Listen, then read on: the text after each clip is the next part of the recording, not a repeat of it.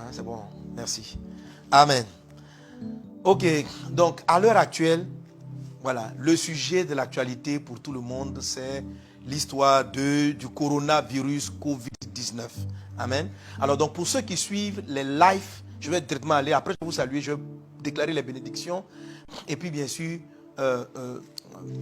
la guérison divine. Pour ceux qui suivent les lives, vous savez très bien que le Saint-Esprit, le Seigneur Jésus a donné un ensemble de prophéties depuis le 31 et parmi ces prophéties que nous sommes en train de recustomiser, c'est-à-dire que de mieux arranger afin de bien les circonscrire parce que c'est un ensemble de flots de paroles prophétiques qui sont venus et qui ont touché beaucoup d'aspects et particulièrement le mois de mars, le Seigneur annonçait qu'il allait être assez compliqué pour les nations avec des guerres, des troubles, la paralysie de certains pays dont la France et aujourd'hui par la grâce de Dieu je t'expliquerai pourquoi la France et je vais donc parler à tous les frères et sœurs qui sont en France. Vous avez un rôle important à jouer dans cette crise actuelle. Je vais vous le montrer, je vais le dire tout à l'heure par rapport à l'esprit de la prophétie. Je ne sais pas pourquoi mais vous avez un rôle à jouer au niveau des prières et nos prières aussi partiront à partir de ce pays.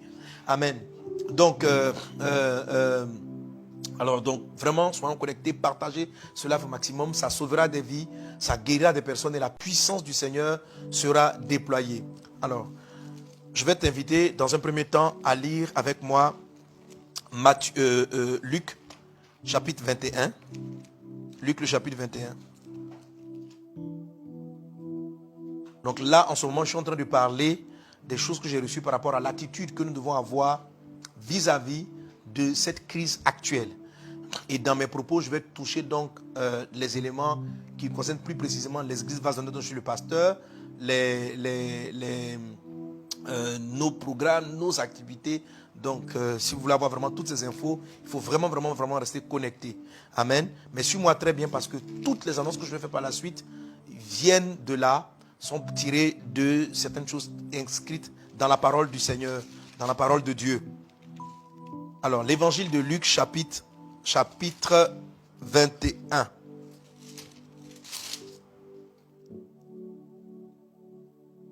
À partir du verset 5, il est dit, comme quelques-uns parlaient des belles pierres et des offrandes qui faisaient l'ornement du temple, Jésus dit, les jours viendront où ce que vous voyez, ou de ce que vous voyez, il ne restera pas pierre sur pierre qui ne soit renversé. Verset 7. Ils lui demandèrent, Maître, quand donc cela arrivera-t-il et à quel signe connaîtra-t-on que ces choses vont arriver? Jésus répondit, prenez garde que vous ne soyez séduits, car plusieurs viendront en mon nom disant, c'est moi et le temps approche, ne les suivez pas. Quand vous entendrez parler de guerre et de soulèvement, ne soyez pas effrayés. Alléluia. Notez bien, pourquoi j'ai lu Luc 21, c'est le passage parallèle de Matthieu 24. Mais dans parallèle, Jésus donne les signes pour la destruction de Jérusalem et en même temps les signes pour le retour du Seigneur et pour la fin du monde. Voilà, donc deux signes prophétiques sont donnés dans ce passage. Quand il dit il ne restera pas ici pierre sur pierre, il était en train de parler de la destruction du temple de Jérusalem. Destruction qui a eu lieu en l'an 70. C'est quelque chose qui s'est déjà passé. Donc Jésus a donné des signes qui étaient relatifs à la destruction du temple. Et en même temps, il a continué par rapport à des signes relatifs à la fin du monde. Et il dit, vous entendrez parler de guerre et de soulèvement. Et je veux te le dire déjà, le mois de mars va avoir ce qu'il va avoir. Mais dans les mois qui vont venir, avril, je sens dans mon esprit, le Seigneur a parlé du mois de mars, donc j'interprète que le mois d'avril, côté sanitaire, les choses vont s'apaiser dans la suite du mois d'avril. Mais je vois se lever des soulèvements. Je vois des soulèvements. Des peuples vont se soulever.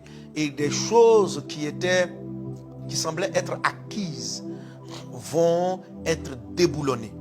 L'esprit qui est en train d'agir en ce moment, le mouvement qui a lieu en ce moment est un mouvement de l'ensemble charnière de l'année charnière qui est cette décennie 2020-2030. Et beaucoup de choses vont se jouer en l'année 2020. Lorsqu'il y avait les incendies en Australie, je vous avais dit ici à partir du live que ce qui se passe en Australie est la manifestation de certains esprits et de certains jugements qui sont en train d'arriver sur la terre. Et ces jugements-là le coronavirus en fait partie. Mais il n'est pas le seul jugement qui frappera la terre cette année. Ce matin, en priant, je voyais comme, je n'ai pas compris de quoi il s'agissait, mais je voyais comme des cailloux tomber du ciel.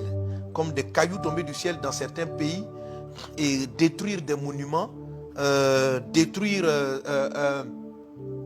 certains sites. Je voyais comme des cailloux qui tombaient. Est-ce des grêles? Je ne sais pas.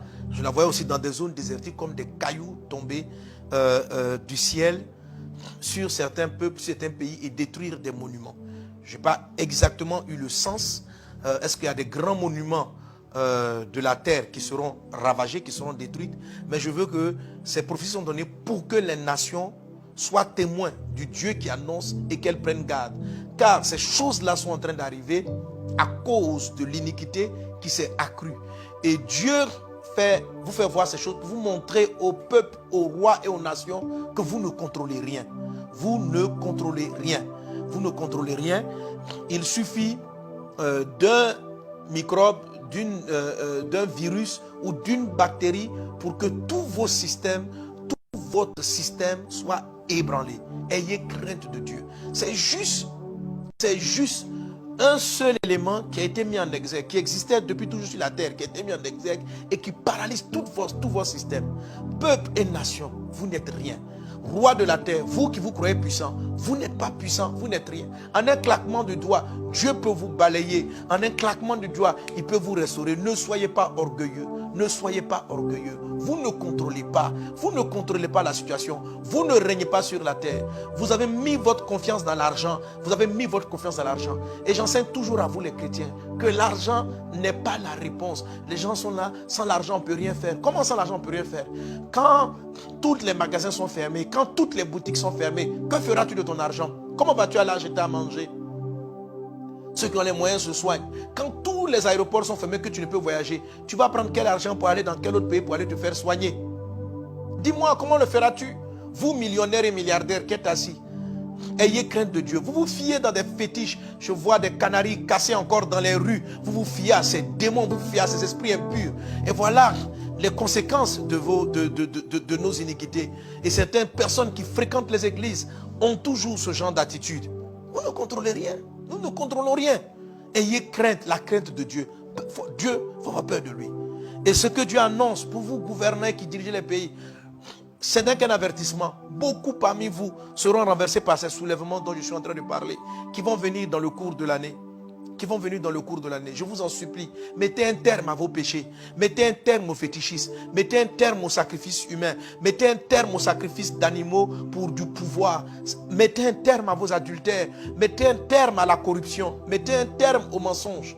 Et le jugement ne commence pas par les personnes extérieures. Le jugement commence par la maison de Dieu.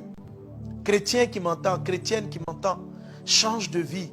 Sors de l'adultère, de l'impudicité, du mensonge, de la tricherie, de toutes ces choses. Ces signes-là sont les signes dont Dieu a parlé. Ce sont les signes qui annoncent le retour de Jésus. Il dit, quand vous allez les voir arriver, faites attention. Ce sont des avertissements. Ils ne viennent pas simplement pour qu'on supplie Dieu, sauve-nous, sauve-nous. Non, ils sont en train de vous dire que le monde est en train d'aller de mal en pire.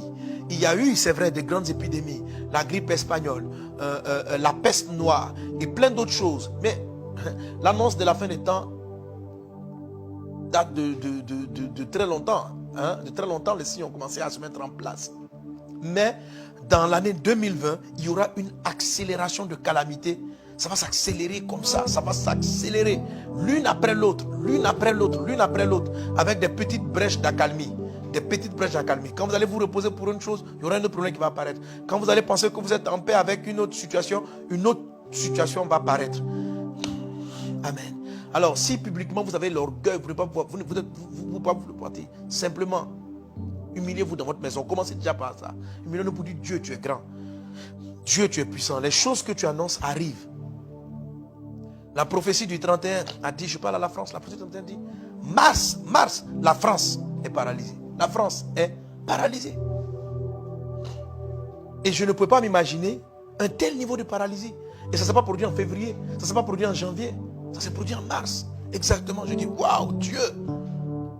Et quelqu'un m'a dit, mais c'est toutes les nations qui sont paralysées. Oui, Mais j'ai posé la question à Dieu, mais Seigneur, c'est toutes les nations, pourquoi la France?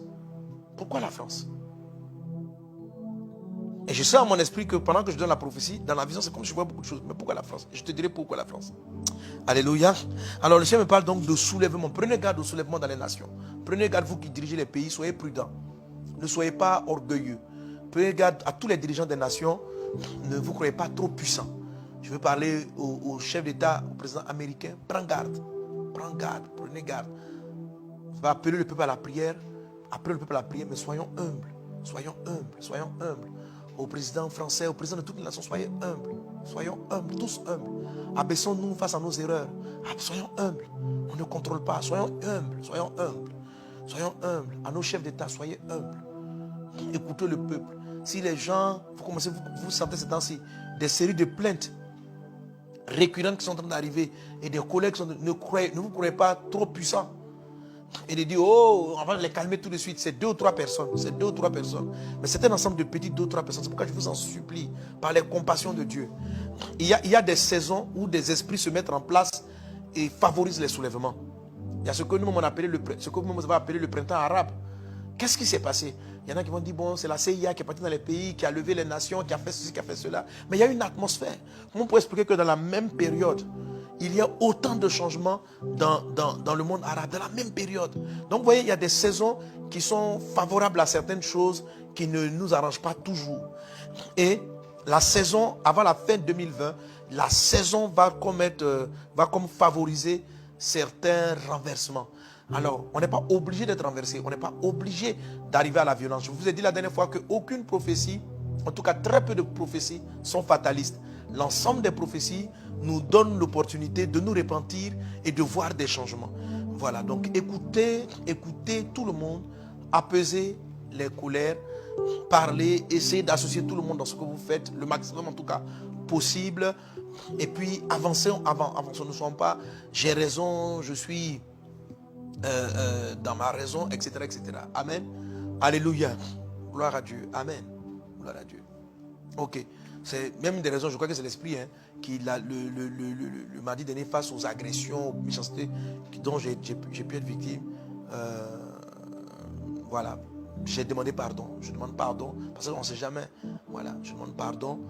Et hier, j'ai reçu des amis pasteurs qui sont venus me voir.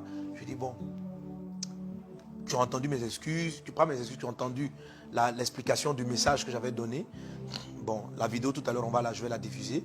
Voilà, et ils sont venus me porter leur encouragement. Voilà, et encore, c'est pas grave. Demander pardon, c'est pas grave. S'il y a quelqu'un qui est fâché, je ne sais pas pourquoi il est fâché. Amen. Il faut lui demander pardon. Alléluia, ça ne t'enlève en rien. Ça ne veut pas dire non, forcément que ça veut pas dire que tu as tort. Voilà, ça veut dire que chacun est important. Voilà, chacun est important, chaque homme est important sur la terre. Il faut avoir de la considération pour les autres. Voilà, il faut avoir de la considération. Jésus était coulé à la croix, on l'a tué injustement et puis il dit Seigneur, il faut les pardonner. Ah, alléluia. Il dit Seigneur, pardonne-leur parce qu'ils ne savent pas ce qu'ils font. Il faut les pardonner. Donc, je demande pardon, que Dieu nous pardonne. Que Dieu nous pardonne. Que Dieu nous pardonne de nos manquements. Voilà, c'est lui seul qui est saint, c'est lui seul qui est juste. C'est lui seul qui a la raison parfaite. C'est lui seul qui fait les choses avec perfection. Et même lorsqu'il est dans la perfection, des hommes avaient des choses à redire sur l'attitude de Jésus. Mais mourant à la croix, il a invoqué le pardon et la miséricorde. Donc voilà, je vais invoquer mes fils, être rempli de compassion et de miséricorde. Et j'en profite pour parler à tous ceux qui règnent, qui ont du pouvoir. Quand tu as le pouvoir, tu es assis, tu peux faire ce que tu veux. Et puis tu as raison, tu es dans tes droits. Mais il ne s'agit pas simplement d'avoir raison. Jésus avait raison, mais il n'a pas appelé la condamnation. Jésus avait raison, mais il a refusé que son disciple coupe l'oreille de l'autre. Il avait raison. Voilà. Il avait raison. Donc ne cherchons pas simplement à avoir raison, cherchons à nous abaisser. C'est une période d'abaissement. C'est une période d'abaissement. Ô dirigeants du monde, dirigeants spirituels, puissons-nous écouter la voix de l'humilité, de l'abaissement, de craindre que ces soulèvements-là ne nous emportent, ces soulèvements-là ne nous fassent perdre nos communautés, nos églises, notre nation et font perdre le contrôle. Car l'ennemi est à l'affût, cherchant des failles pour frapper à nouveau. Ok, ne soyez donc pas... Amen.